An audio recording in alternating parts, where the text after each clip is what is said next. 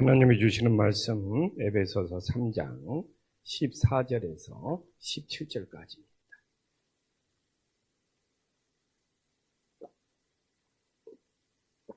에베소서 3장 14절에서 17절까지. 에베소서 3장 14절에서 17절까지. 한 절씩 교독합니다. 이러므로 내가 하늘과 땅에 있는 각 족속에게 이름을 주신 아버지 앞에 무릎을 꿇고 비노니 그의 영광의 풍성함을 따라 그의 성령으로 말미암아 너희 속사람을 능력으로 강건하게 하시오며 믿음으로 말미암아 그리스도께서 너희 마음에 계시게 하옵시옵고 너희가 사랑 가운데에서 뿌리가 박히고 터가 굳어져서 아멘. 사도 바울이 에베소 교인들을 위해서 기도하고 있습니다. 이 14절과 15절에 보면 하나님을 어떻게 부르고 기도하는 자세가 어떻게 하는지 너무 잘 나오고 있습니다. 그래서 14절과 15절을 함께 보면 이러므로 내가 하늘과 땅에 있는 각 족속에게 이름을 주신 아버지 앞에 무릎을 꿇고 비노니 이것이 지금 하나님의 이름을 부르면서 사도 바울의 기도하는 자세를 하고 있습니다. 여기에 이 두 가지가 담겨져 있죠. 하늘과 땅에 있는 각 족속에게 15절과 연결해서 봐야 됩니다. 이름을 주었다는 것은 창조주라는 거예요. 그래서 하나님께서 하늘과 땅에 있는 모든 족속에게 이름을 주신, 그리고 뭐라고 말합니까? 아버지라고 말하고 있습니다. 그래서 이 사도 바울이 이 하나님을 창조주 아버지로 고백한다는 거. 이게 정말 이 구약에는 하나님의 이름을 아버지라고 부를 수 없었죠. 구약에서는 하나님의 이름을 어떻게 부릅니까? 여호와라고 불렀습니다. 여호와. 하나님과 우리가 계약한 관계. 이 여호와는 계약, 언약의 관계라는 거거든요. 계약의 관계라는 거거든요.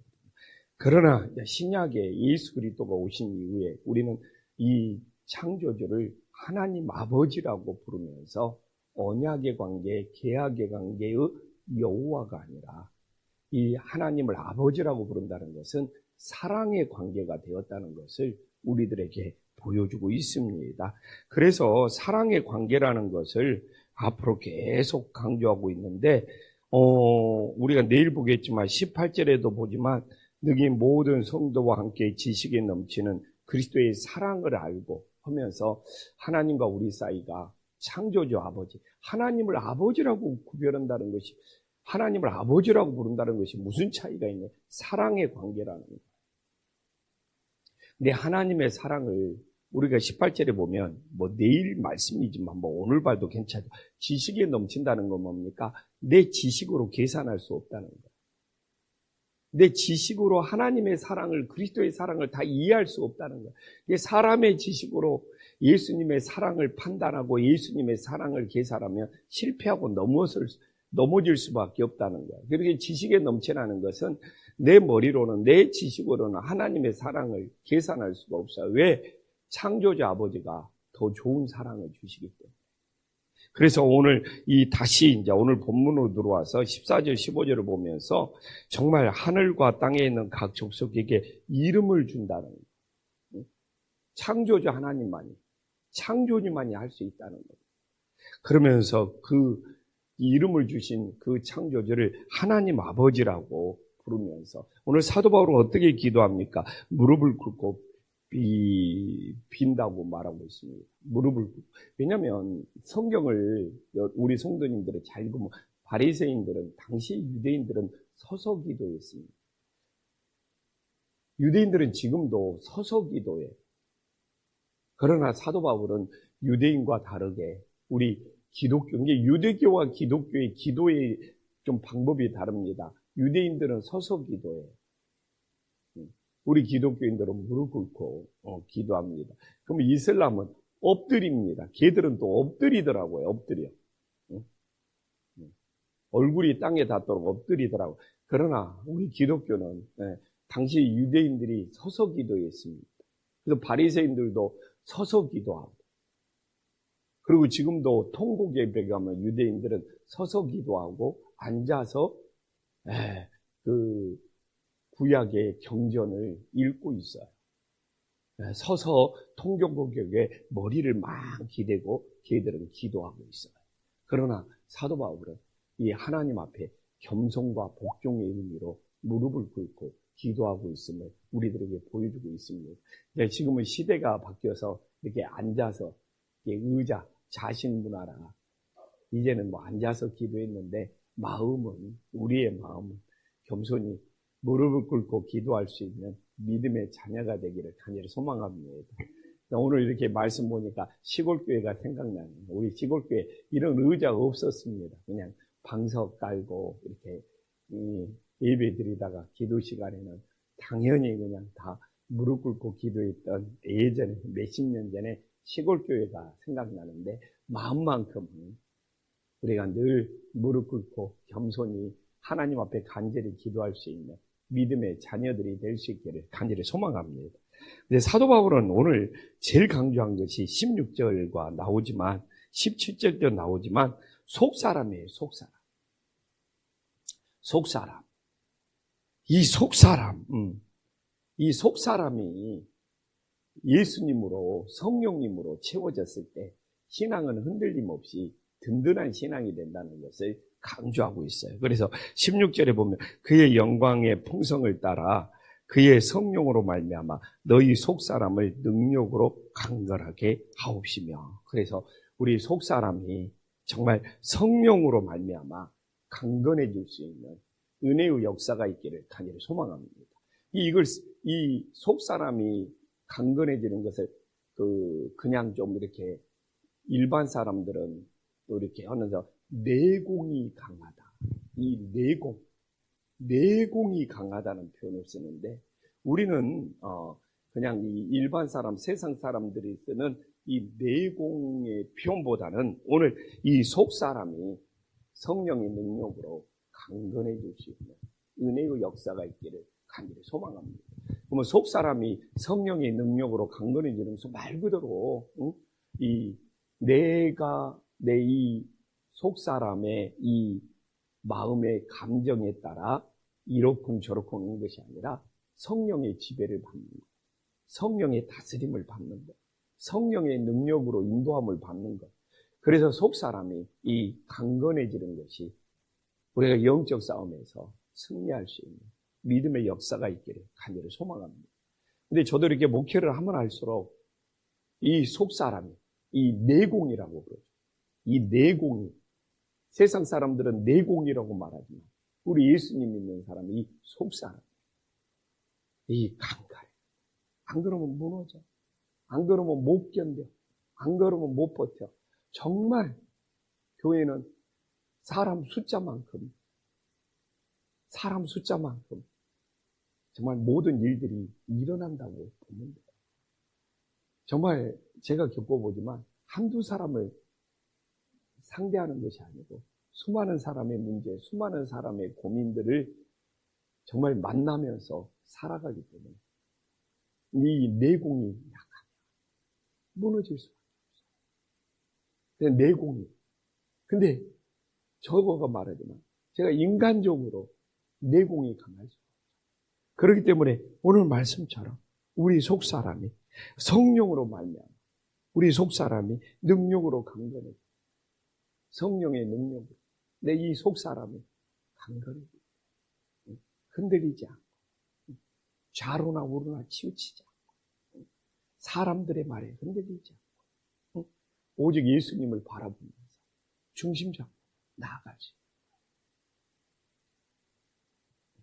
어제도 이 통화를 하는데 정말 목사님 한 분이 너무너무 목회가 힘든가 봐요. 오후 내내 통화를 해요. 근데 어떻게 해요? 이 내공이, 이 속사람, 성령의 능력으로 강건해요. 그걸 이겨내고 그걸 극복하고 그 영적 싸움에서 승리할 수 있어요. 그래서 사도 바울도 이 속사람, 성령의 능력으로 강건하지 않았다면 선교를 포기했겠죠. 선교하면서 고난받고 힘든 것이 무너져. 그래서 이 목회를 하면 할수록 이 속사람이 중요하다. 시골에서 목회하는 목사님들은 어제 부목사님들하고 나눴지만 막 상대적인 박탈감을 느끼고 정말 그 마음고생이 심하더라고요. 그래도 나는 수도권에 있어서 그래도 새가족들이 찾아오고 그래도 교회가 앞으로 좀 이렇게 비전도 있고 근데 막 속사람이 견디지를 못하고 그래서 우리도 성도님들은 많은 일들을 겪지 않습니다. 이 속사람이 성령의 능력으로 강건해 내 마음이 흔들리지도 않고 요동치지도 않고 정말 성령의 능력으로 내 이 속사람을 붙잡아 주셔서 정말 든든히 믿음이 세워지는 은혜의 역사가 있기를 간절히 소망합니다. 이 속사람이 강건하면 그게 17절로 연결이 됩니다. 어떻게 연결이 됩니까? 우리 마지막 절입니다. 다 함께 한번 읽어보겠습니다. 시작. 믿음으로 말미암아 그리스도께서 너희 마음에 계시게 하옵시고 너희가 사랑 가운데 뿌리가 바뀌고 터가 굳어진다고 기막히게 나와요. 속사람이 강건할 때 믿음의 뿌리가 바뀌고 터가 굳어. 주님의 사랑 가운데. 이게 속사람이 강건하지 않으면 뿌리가 뽑혀버린다는 것이죠. 그냥 믿음의 터전이 굳어질 수가 없다는 것이죠. 근데 이게 뭐가 문제냐면 이 뿌리가 박히는 것은 혼자의 문제인 것 같죠. 근데 사도 바울이 뭐라고 합니까? 터가 굳어져. 내가 우리 집에서 믿음의 뿌리가 깊게 박히기 때문에 우리 집안에, 우리 가정에, 우리 교회에 터가 든든히 굳어. 터라는 것은 뿌리는 혼자 내리는 것 같지만 터는 혼자의 문제가. 그러니까 내가 이 교회에서도 조영식 목사가 믿음의 뿌리를 깊게 내려야지. 이 교회 전체 이 터가 더 든든히 세워지는 은혜의 역사가 있음을 믿으시기를 간절히 소망합니다. 근데 생각해 보십시오. 교회도 그렇고 가정도 그래요. 어머니의 기도에 그 뿌리가 깊게 내려져요. 이 가정에 이 터가 오늘 그냥 말씀 그대로 정말 든든히 세워지는 정말 굳어지는 놀라운 역사가 있음을 믿으시기를 간절히 소망합니다. 그렇기 때문에 우리 가정이 신앙이 흔들리지 않기 위해서 정말 우리 부모 세대가 믿음의 뿌리를 깊게 내려서 정말 집에 있는 믿음의 터가 진짜 흔들리면 안 되는 거죠. 근데 요새 가정에 믿음의 터가 흔들리는 경우가 얼마나 많습니까? 그래서 내 가정에 믿음의 터가 흔들리지 않도록 믿음의 뿌리를 깊게 내릴 수 있는 은혜의 역사가 있기를 간절히 소망합니다. 근데 요새 우리가 오늘도 17절 믿음으로 말미암아 이 믿음으로 정말 우리가 구원을 붙잡고 예수님의 은혜를 붙잡고 믿음이 없이는 정말 주님의 사랑을 붙잡을 수가 없고 믿음이 없이는 예수님을 오늘 우리 마음에 모실 수가 없는 거예요. 그래가지고 정말 우리가 주님의 사랑을 알고 오늘도 뿌리를 깊게 내리고 그래서 내 집에 믿음의 터가 든든히 다져지는 놀라운 역사가 일어날 수 있기를 간절히 소망합니다. 기도하겠습니다. 하나님 아버지, 오늘 우리 사도 바울을 통하여 정말 구약에서는 하나님을 언약의 관계, 계약의 관계, 여호와라고 불렀지만 이제는 신약에서는 예수님의 오신 이후에 하나님과 우리가 아버지의 관계가 될 수 있는 크나큰 축복임을 깨닫게 하여 주시옵소서. 정말 우리는 하나님 아버지라고 부른다는 것. 하나님과 이제는 사랑의 관계로 맺어졌음을 깨닫게 하여 주시옵소서. 하나님 아버지와가 사랑은 내 지식으로 계산할 수 없는 더 크신 사랑이 됨을 믿게 하여 주시옵소서. 하나님 아버지, 정말 이 시대에 많은 사람들이 정신적으로 약해지고 정신적으로 무너지고 정말 정신적인 약을 먹는 경우가 많습니다. 예수님을 믿는 우리들이 속사람이 강건해질 수 있도록 역사하여 주시옵소서. 성령으로 말미암아 우리 속사람이 강건해져서 정말 좌로나 우로나 치우치지 않고 오직 주님 바라보며 나아가게 하여 주시옵소서. 우리들이 살면서 얼마나 많은 사건 사고가 있고 얼마나 많은 일들을 겪으면서 살아가고 있습니다. 이 속사람이 약해지고 이 내공이 무너집니다. 정말 견딜 수 없어서 우리 인생은 번아웃, 지쳐서 쓰러질 수밖에 없습니다. 우리는 정말 성령의 능력으로 우리 속사람이 강건해져서 내가 어떤 일을 만날지라도 그 일이 예수님과의 사랑이 더 깊어지는 사건이 될 수 있도록 인도하여 주시옵소서. 하나님 아버지, 내가 교회에서 믿음의 뿌리를 잘 내리고 정말 교회에서도 그러는 것처럼 가정에서도 정말 이 믿음의 뿌리가 잘 내려져서 정말 우리 가정에 믿음의 터전이 흔들리지 않게 하여 주시옵소서. 정말 가정마다 믿음의 터가 굳건하게 세워지는 놀라운 역사가 일어나게 하여 주시옵소서. 예수님의 이름으로 기도 올리옵나이다. 아멘.